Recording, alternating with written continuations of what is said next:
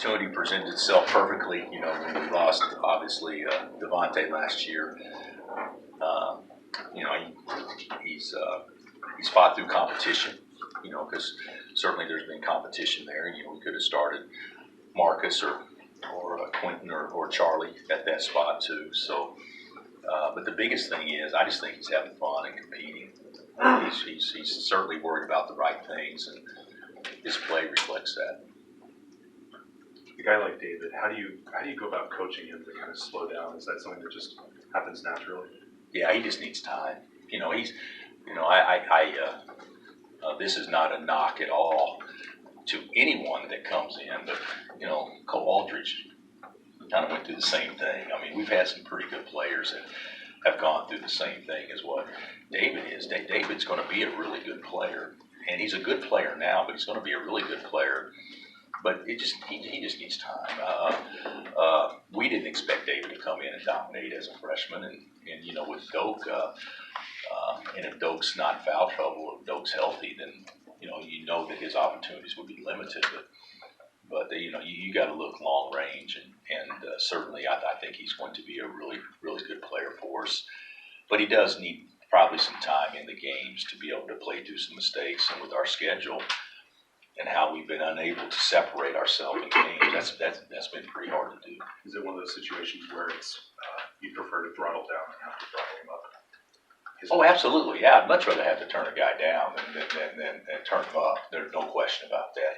His motor is good, really good. What's the biggest key? I mean, regardless of how much he plays in the next few weeks or what his role is, is there one thing you're telling him to key in on while Doak's out? I would just make easy plays, defend and rebound, and try to get angles and score it close. Yeah. Sometimes I think that his thoughts are right. I mean, he wants to make the right plays. He just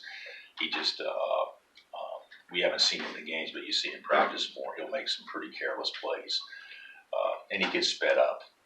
Obviously around the basket, but I just think just keep doing what he's doing.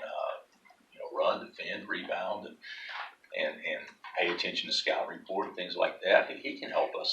He doesn't have to be a prolific scorer for him to help us. Are you going to be relying on Mitch a lot more now?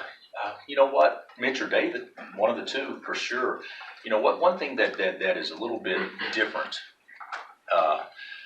is, and I'll just speak to the game the other night was different. They traditionally played two bigs.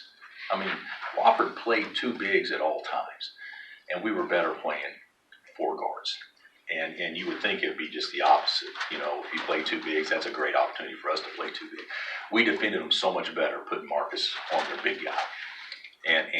So I'll start him in that spot, or we'll start him in that spot, I should say I. And then we'll make an adjustment behind that on how that goes. But I have confidence on Marcus defending the four-man. Now, we may need to trap the post or do some things like that, but I think that's good for us. That's good for us. What is it about Marcus's skills that allow him to defend a myriad of positions? Well, there's a lot of things. He's got good size. He's got long arms, physically, but he is very, very smart. He's one of the, as far as IQ and understanding the game on the defensive side, he's right up there at the best that we've ever had. And then he's tough and he's strong. And so, and he pays attention to scout reports, so he knows when to show, when not to show, when to front, when to empty. I mean, he just does a better job than I'd say the majority of college players out there, early in his career, because he does have a great feel defensively. Bill, maybe in past years when Udoka may have been out, felt like maybe you went from small to smaller, but a lot more options this time around? Yeah. We go from being a really deep team inside, and now we don't have much depth inside at all, because you not only have Doak out, but you have Silvio out too. But yeah, we do have more options. Last year, if Doak went out, you're just hoping like heck. Last year when Doak went out for almost half the season, we didn't have Silvio either. So it was just Mitch. So if Mitch got 2 fouls in the first 10 minutes, it was like, oh my God, what are we going to do? So, we don't have that this year. So, even though we won't play as big the percentage of the time, but we got enough bigs that, we we got a backup to a backup, which is nice to have that we didn't have last year. You go big picture, the 7 games that are already behind you. Into the season, some of those might be your best wins, right? We played a great schedule. Yeah. And even like we played Stanford on probably their best day, which was good for us. And we didn't play well defensively at all, but you hung in there. And then the Wofford game the other night. Hey, considering Doak and LeGerald don't scratch, and you win like that, and you actually play better without LeGerald in the game, I think those are all positive signs. So. We said the same thing, we won without so-and-so in the game or this guy. So I think those are all positive signs. We played good against Wofford. Even the, you don't turn it over, you defend for 40 minutes. They obviously did a better job on the glass, which I think that we can correct some of that. Maybe not all of it if we play small, but I thought we did some really good things against Wofford, even though the score didn't really indicate it early on, but then that run we had there in the second half was pretty impressive, and we still didn't make shots. You go on a 27-0 run against a really good team and don't make any shots. At least from behind the arc. So I thought that was a good sign. Dietrich's leading you guys right now, points, rebounds, assists. How expected was that maybe coming into the year? I think it was expected. He's a guy that just has a way to put up numbers. You can look at him and say, I didn't play very good. He had 23, 14, and 5. He just has a way to put up numbers. A lot of guys you could say, God, he played great today. And he has 8.6 rebounds and 3 assists. He just doesn't, and which is something that we knew that he was going to do and certainly capable of doing. But I still think he's getting his legs under him too. He hadn't shot it well yet, and I think his numbers I would assume would get better, when he starts shooting the ball like he's capable of shooting. Have you noticed anything about that 3-point shot right now? No, I told him the other day he needs to shoot more.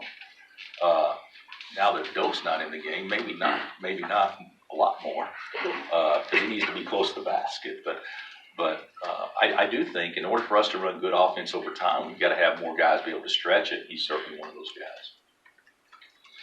Perimeter defense, an issue going into the Wofford game. Yet they had 2 guys that can shoot it, and they never got on track.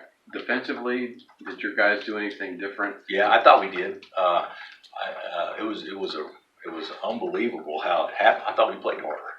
I thought we played with more energy. I thought we engaged them as soon as they crossed half court rather than the 3-point line. I thought they caught it a step further out the vast majority of the possessions as opposed to catching it on the line, and now the shot fake becomes a factor. I don't think there was anything technical, Dave, than what we did differently. And playing harder is probably not the right word. I'd say playing with more energy and playing with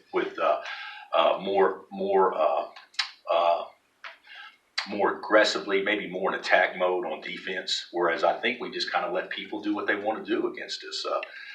But that wasn't the case the other night. Our guys guarded from the opening tip. What do you know about New Mexico State? Well, I've known Chris a long time. We go way back, and if you look at them, they're averaging well over 80, and their leading scorer is averaging 11 something. Is that right? And they've got about 10 guys scoring points, so obvious balance, and their scores are impressive, but the last one is really impressive. To do what they did to New Mexico, by 35 in a rival game, that's pretty impressive. And so, they've only lost once, and I think that was to St. Mary's. And St. Mary's has a really good ball club, so they'll be good. Our schedule is one in which there's no let-ups whatsoever. Do you enjoy playing teams picked to win their league? A lot of schools will play teams you've barely heard of the school's name. Well, I think it's better for your team to play good teams in your non-conference, and the key to having